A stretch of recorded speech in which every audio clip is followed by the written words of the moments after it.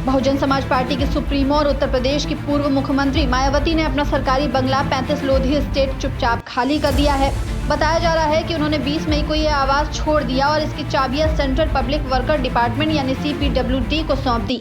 मायावती को यह बंगला लगभग 1 साल पहले एक राष्ट्रीय पार्टी के अध्यक्ष होने के नाते आवंटित किया गया था, लेकिन अब सुरक्षा कारणों का हवाला देते हुए उन्होंने इसे खाली करने का फैसला लिया है। ये बंगला मायावती के लिए बेहद सुविधाजनक माना जा रहा था, क्योंकि ये पार्टी के राष्ट्रीय कार्यालय 29 लोधी एस्टेट के बिल्कुल पीछे स्थित था।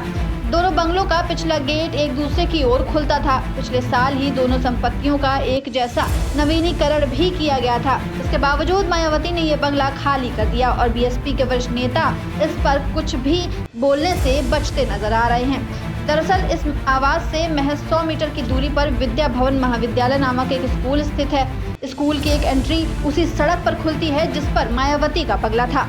स्कूल वैन और बच्चों को लाने ले जाने वाले अभिभावकों की गाड़ियां अक्सर बंगले के सामने वाली सड़क पर खड़ी रहती हैं।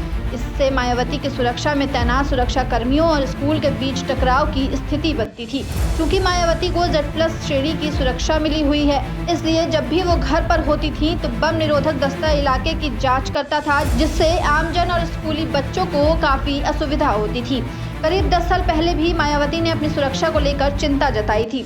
अब उनके लुटियांस दिल्ली स्थित पुराने बंगले के सामने से एक बम स्पॉट हटवा दिया गया था।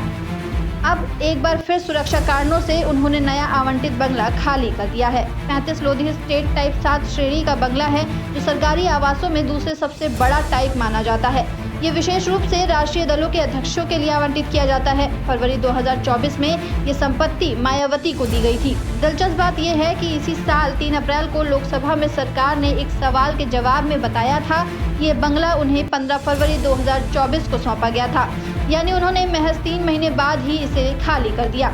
बंगले के आकार की बात करें तो 35 लोधी एस्टेट में 2 दर्जन से ज्यादा कमरे हैं। जब मायावती यहाँ रहती थी तो उनके सुरक्षा कर्मी और स्टाफ इन कमरों का उपयोग करते थे। इससे अंदाजा लगाया जा सकता है कि सुरक्षा की दृष्टि से ये कितना महत्वपूर्ण स्थान था।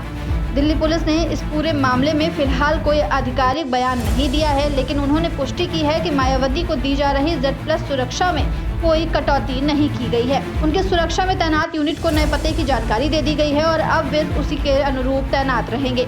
अब सवाल ये उठता है कि क्या मायावती ने सिर्फ सुरक्षा कारणों से ये बंगला छोड़ा है या इसके पीछे कोई और रणनीतिक कारण है?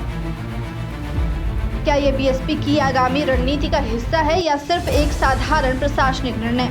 इन सभी सवालों के जवाब तो समय के साथ सामने आएंगे, लेकिन एक बात तय है कि देश की राजधानी में जब एक राष्ट्रीय पार्टी के अध्यक्ष और पूर्व मुख्यमंत्री सुरक्षा कारणों से बंगला खाली करती हैं, तो ये सिर्फ एक निजी फैसला नहीं रहता, बल्कि राजनीतिक हलकों में इसके कई मायने निकालते हैं।